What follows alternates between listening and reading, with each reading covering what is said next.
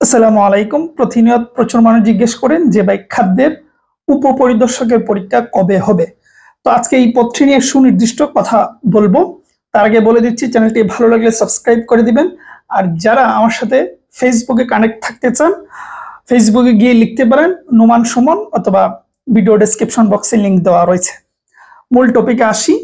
এই খাদ্যের উপপরিদর্শক এবং সহকারী উপপরিদর্শক এই দুটো পদের কথা আমি আলাদাভাবে বলবো, কারণ হচ্ছে এই দুটো পদে সর্বোচ্চ মানুষ অ্যাপ্লাই করেছে। মোটামুটি বলা যায় 2.5 লক্ষর মতন মানুষ, 2.5 থেকে 3 লক্ষ মানুষ অ্যাপ্লাই করেছে শুধুমাত্র এই দুটো পদে। সুতরাং বুঝতেই পারতেছেন এটার কি পরিমাণ চাহিদা রয়েছে এবং কি পরিমাণ মানুষ এটাতে ফাইট দিবে। সুতরাং আপনার প্রস্তুতিটা তো ওইভাবেই হতে হবে। আচ্ছা, পরীক্ষা কবে হবে? এই পরীক্ষা বিষয় নিয়ে এই মাসের 30 তারিখ তারা মিটিং এ বসবে। ইতিমধ্যে তারা একটা নোটিশও দিয়ে দিয়েছে।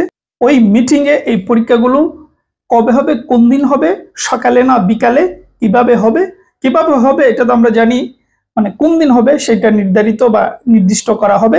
আমার মনে হয় 30 তারিখের পরে আমরা 1-2 দিনের ভেতরেই জানতে পারবো যে কোন তারিখে এই পদগুলো, যেহেতু এই পদগুলোর পরীক্ষার্থী প্রচুর, সুতরাং এইটার অ্যারেঞ্জ করাও একটা কঠিন বিষয়।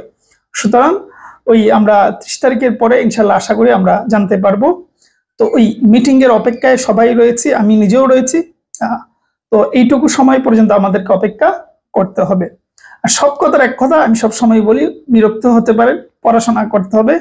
দেখুন, এটার কিন্তু এই যে লক্ষ লক্ষ মানুষ, এটা সহজ কিন্তু হবে না যে একেবারেই চাইলেই হয়ে যাবে, বিষয়টা এমন নয়। সুতরাং পড়াশোনা করতে হবে। আর যারা আমাদের খাদ্যের সাজেশন নেন নাই তারা নিতে পারেন।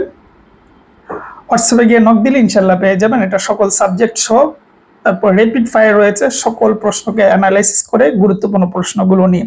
তো চাইলে নিতে পারেন, অথবা নিজের কাছে যা আছে সেটা নিয়ে ভালোভাবে শেষ সময়ের জন্য এটা পড়াশোনা দিতে পারেন। ওয়েল, এই ছিল বিষয়। ভালো থাকবেন, সুস্থ থাকবেন।